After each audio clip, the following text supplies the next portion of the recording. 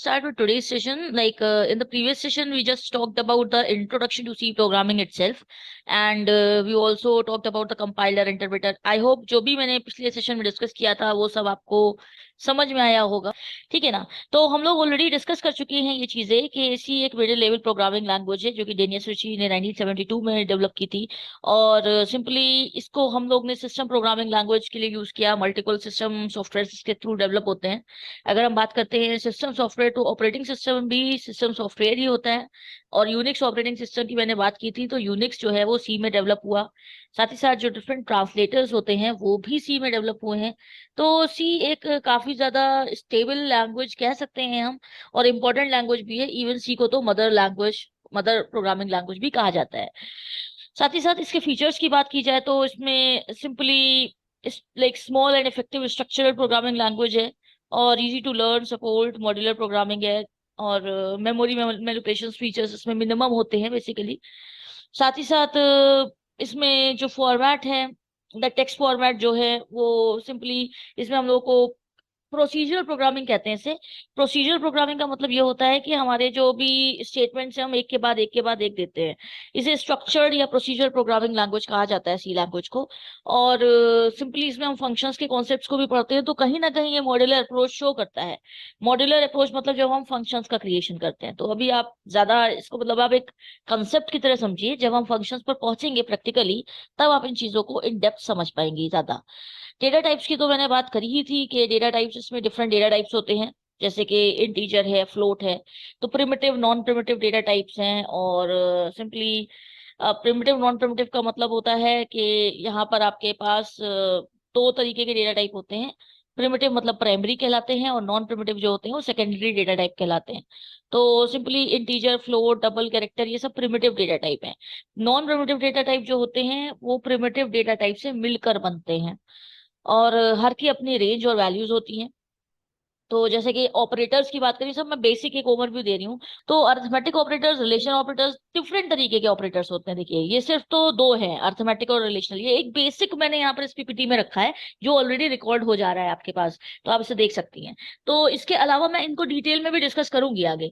Arithmetic operators जैसे कि plus, minus, multiplication, इन्हें अरिथमेटिक ऑपरेटर्स कहा जाता है। और रिलेशनल ऑपरेटर्स जो होते हैं जैसे कि less than, greater than, equal to, equal to, तो ये सब जो होते हैं ये रिलेशनल ऑपरेटर्स कहलाते हैं प्रोग्रामिंग में। ठीक है। तो इस तरीके से इसमें क्या कहते हैं, मल्टीपल ऑपरेटर्स होते हैं जिनका हम लोग धीरे धीरे इस्तेमाल करेंगे। ये दोनों सबसे ज्यादा इस्तेमाल होने वाले हैं, अर्थमेटिक ऑपरेटर्स और रिलेशनल ऑपरेटर्स। तो इसका जिक्र यहाँ पर मैंने फर्स्ट डे पर ही कर दिया। फर्स्ट डे क्या मतलब, सेकंड डे इनिशियल फेजेस में ही करा है। फिर आपकी बात आती है सी ऑपरेटर्स के बाद। देखिए मैंने कहा कि और है जैसे कि लॉजिकल ऑपरेटर और बिटवाइज। तो लॉजिकल ऑपरेटर्स जो हैं एंड और नॉट होते हैं।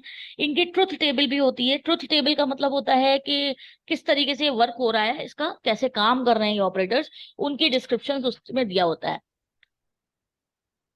अभी उसकी जरूरत नहीं है, जब डिटेल में पहुंचेंगे हम इस टॉपिक पर प्रैक्टिकली, तब हम उसको बताते हुए चलेंगे। पर अभी सिर्फ उतना मैं बता रही हूँ कि बेस, एक रोज रोज इस तरीके की चीजों को आप सुनेंगी, तो बेसिक्स जो है वो आपके दिमाग में बैठेंगे। फिर बिटवाइज ऑपरेटर होते हैं। तो ये सिर्फ नाम याद करने वाले हैं। याद करने वाले मतलब आपको पता होना चाहिए कि अच्छा अर्थमेटिक ऑपरेटर्स कौन से हैं, plus, minus, multiplication, division, modulus. Relational operator कौन से हैं, less than, equal to, greater than, less than, greater than, equal to, ये सब। लॉजिकल एंड और नॉट, यही तीन बेसिक लॉजिकल ऑपरेटर्स होते हैं। लाइक कंप्यूटर साइंस में आप कह सकते हैं, प्रोग्रामिंग लैंग्वेज कोई भी हो, ऑपरेटर्स यही होंगे। फिर बिटवाइज ऑपरेटर आ गया। तो बिटवाइज ऑपरेटर क्या है, बिटवाइज आपका एंड और नॉट यहाँ पर भी थे, और एंड और नॉट यहाँ पर भी है। लेकिन इनका सिंबल आप देख सकती हैं, इसमें डबल एम परसेंट लगता है, इसे एम परसेंट बोला जाता है, एंड वाले को एम परसेंट, और इसको सिंगल लगाया।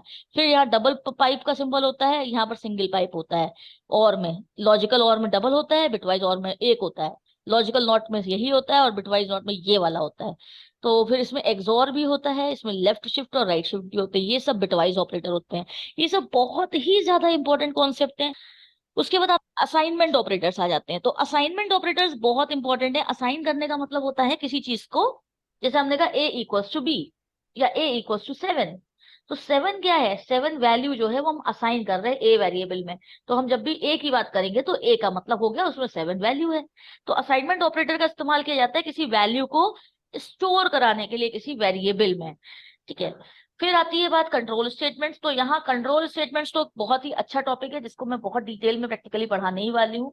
तो एक ओवरव्यू के नाम पर यहाँ पर सिंपली दिया हुआ है कि कंट्रोल स्टेटमेंट्स जो होते हैं किसी भी प्रोग्राम को कंट्रोल करने के लिए इस्तेमाल होते हैं। नॉर्मल प्रोग्रामिंग स्ट्रक्चर को थोड़ा सा चेंज किया जाए तो कंट्रोलिंग का काम शुरू होता है। और कंट्रोलिंग का काम शुरू होता है तो यहाँ पर हमारे पास if else switch for while do while, ये सारे कंट्रोल स्टेटमेंट ये होते हैं। If else switch for while do while, ये कंट्रोल स्टेटमेंट्स होते हैं। Control statements are used to control the flow of the program, जैसा नाम वैसा काम। Okay, so this was the basic introductory stuff which I discussed today.